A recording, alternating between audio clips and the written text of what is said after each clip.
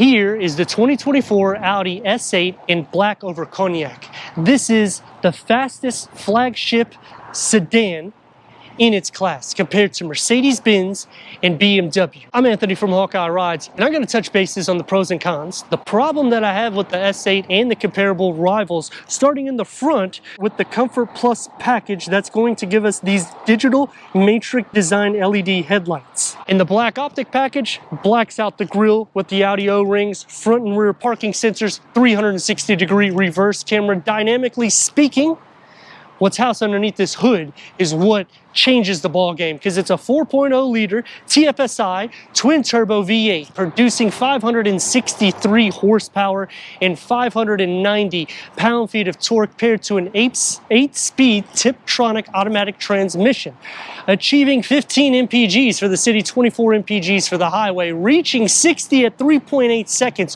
which is the fastest in its class, especially for the sticker that it projects. Because if you go into the Mercedes variant, the new S63E, that's going to cost $40,000 to near $50,000 more than this, and this is spec'd up, and that 0 to 60 is at 3.1 seconds. And when I'm thinking that much of an overprice, that's why this is the sweet spot. Going against BMW, it's going to get a 0 to 60 at 4.1 seconds. This is going to have more horsepower and more torque.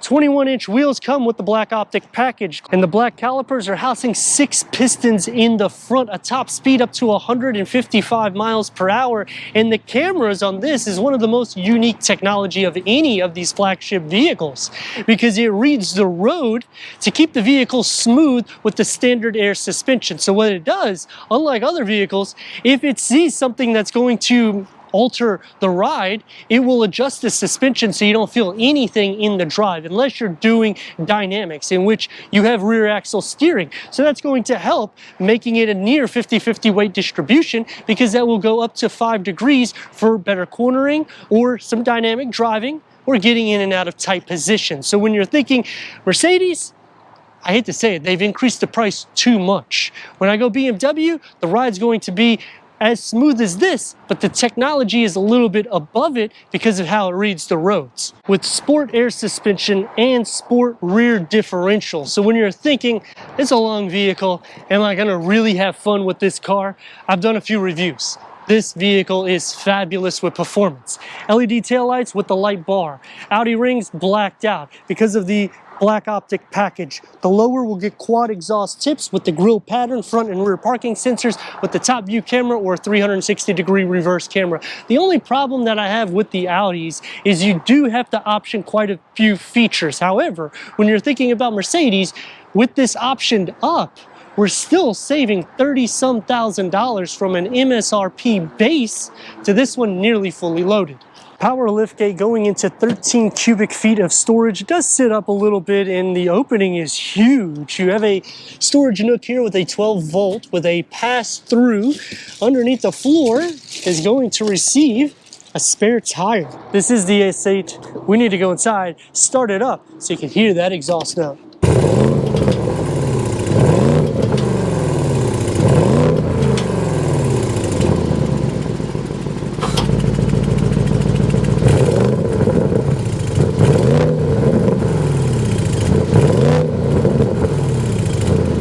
Two-way power seat adjustment with Volcana leather seats, heated, ventilated, massage, memory for the driver and passenger.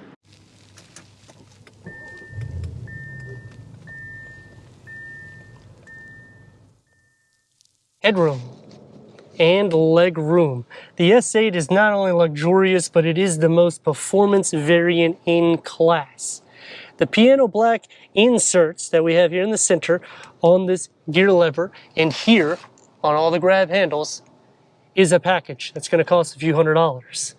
One cool feature that I like is these air vents, because they close when you turn off the AC. So it keeps that seamless look throughout the dash with the gloss black elements.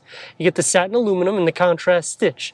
Now, because it's so hot in Florida, we're going to turn it back on so you can see it adjust.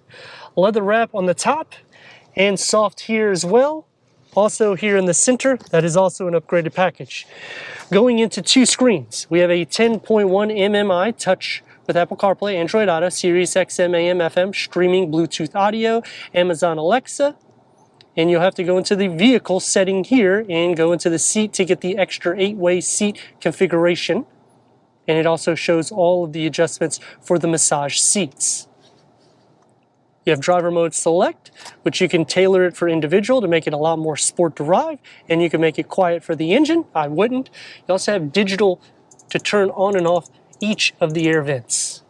The lower screen is an 8.8 inch that's derived for the climate control, heated ventilated seats, driving mode select, and you still have a physical button to turn on and off the sound system. Put it into reverse, and you have a 360-degree reverse camera, full trajectory around the whole vehicle, and you can also move it so that way you can see any imperfections on or around the vehicle. Click here and you have a lot of different camera layouts so you can see all different angles to make it easy for reversing. Open up here, no surprise, but you do get a 12 volts and the key fob for the S8. It's going to be a little bit sporty, but still soft to touch. It opens up as 2 tiers with Audi phone box that is a wireless charger, and it also extends your signal with USB ports, leather wrap, and perforated on the sides for the S-badged steering wheel multi-function. Paddle shifts are plastic, which is a con for me. 12.3 Audi virtual cockpit that can go through an array of information, including turn-by-turn navigation that you can zoom out, zoom in. You can change the whole layout. When you change it into the different driving modes, you will see it right there in the gauge cluster. And the dashboard and the door panels configuring together. And the Bang & Olufsen sound system, when you turn off the car, look at this. The pop-ups go down. When you turn it back on, it's going to pop back out. The gloss black materials continue onto the door panel, and you're going to get soft to touch with more of a diamond stitch look. One touch up and down for all the windows that are all acoustic windows, and you have another storage pocket here with a medium-sized storage pocket, auto-dimming rear view mirror, and 2 panel moonroofs with the ambient lighting that will surround the headliner and throughout the dashboard and the center cluster. For the back seat's headroom, it's like a limousine. Look at the legroom. I could literally sit here in the center if I needed to. Storage behind both of the front seats, the ambient lighting and the wood inlays. The center will have 2 12-volt chargers, and you get the digital to turn on and off the air vents with the piano black and satin aluminum. Here we have a MMI, but it's just been rolling all day long. It just won't turn on. You do have a total of 12 seat adjustment for both of the sides. Opening up into 2 USB ports. It's going to be a little bit soft. I'm going to slide this up for later, and it'll just kind of close for you. On the door, you're going to get the sunshades, which you can fold them down on both sides. And you can also do that for the pano, for the front pano, and for the back. Double open, and you're going to get that piano gloss black inserts. You get that trim that comes in with a storage pocket and a large storage pocket for the bottom. Sliding into the center, I don't think too much for the center because of this. However, look at your feet space. Even your butt, shoulder space, leg space, knee space, head space, it's not bad. They carve it out for you 100%. And on both sides, you have your own vanity, so you can check yourself out while you're riding in the S8. 563 horsepower, 590 pound-feet of torque. Look at this thing. It's a beast. 0 to 60 at 3.8 seconds, which is faster than BMW. It's not as fast as Mercedes, but like I was saying, on the exterior, you're saving quite a bit. The massage seats are extra comfy. The S8 is one of my favorite variants besides the RS7. I like the RS7 because of the sporty style. It feels a little bit more hip and youthful. However, once you push the gas pedal on this, you forget that right away and say, whoa, this thing is amazing. It's gonna take me to some pros and cons. Starting off with the pros, not only the comfort in the interior, but the styling. It's gonna be more old luxury. I appreciate that though, because you don't necessarily need to go all technology driven. On the con, the MMI this is now the second time that I've reviewed this particular vehicle. I was not able to get it to work in the back. So they do have some kinks back there, and even in the front screen, you can have some issues where it will just turn on and off.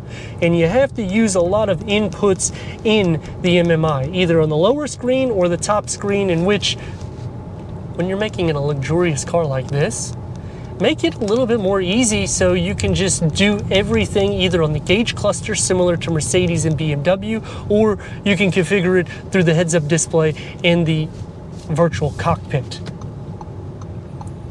One thing that you will also notice about this is it's not only ultra quiet, the brakes are fabulous. I mean, 6 pistons in the front. In the turn radius, well, you got rear steering. So even though it's long, check this out. Let's rock and roll. It's making me planted in the seat. That exhaust note is music to my ears. Man, I'm liking it. This is one of those vehicles that you just drive. You don't care. You do whatever you need to do because you got performance and you got luxury. So the styling element on the exterior with this black paint palette makes it look more stealth-derived. So what happens when you come up to a stoplight, 9 times out of 10, people don't even know what kind of vehicle it is. The seats are very comfortable, but on the con, the cushion extensions do not come out enough. And for your butt area, it feels a little bit more tight. So it's gonna be a little bit more sporty, but it hugs you pretty well. There's a police right there, so we're gonna be cautious, but we're gonna have to give her a little go.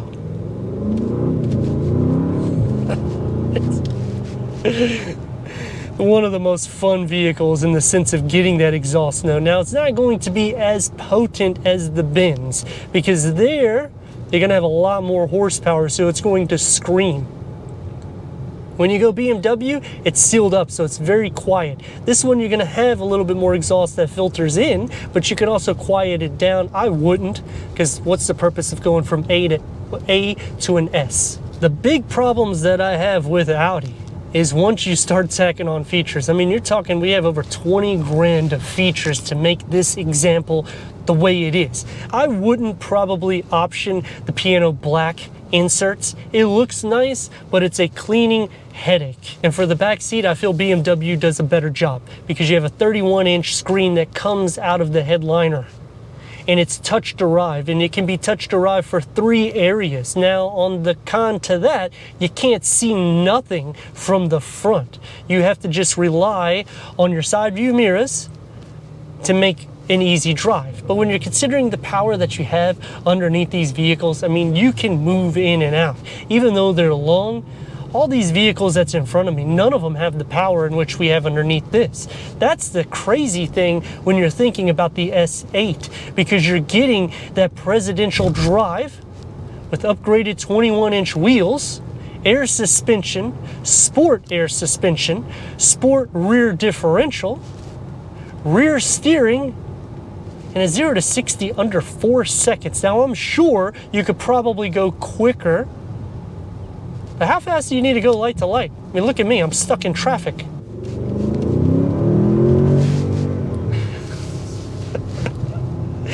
I literally beat the truck that was pulling up next to me, and I was at a stop point. That shows how crazy this vehicle is. I applaud Audi for giving such a performance variant and keeping it in class with a luxury sedan. One problem that I have with this vehicle is I would leave it in sport mode all the time, and more than likely I would have tickets where I wouldn't be able to drive or do any reviews. But going into the real problem that I have with the vehicle is it's more old luxury. It's not necessarily up to date as Mercedes and BMW. Even though the performance is there, once you start tacking on features though, it just throws it way out of the ballpark. I mean, you can get a fully loaded BMW and save money, and a few tenths of a second isn't going to kill me when I'm going ultra luxury. But let me know your thoughts in the comments. And if you're new to the channel, consider subscribing. Check out the next video, merchandise, website, and Instagram. Leave a comment and a like. And I'd like to thank Audi Tampa for giving us this 2024 Audi S8 for our car review. One last hit. Look at this. It's, oh, God. It's a symphony. Man, such a fun vehicle. Optioning this over the A8, I would definitely do so. It's going to be a significant difference in price though.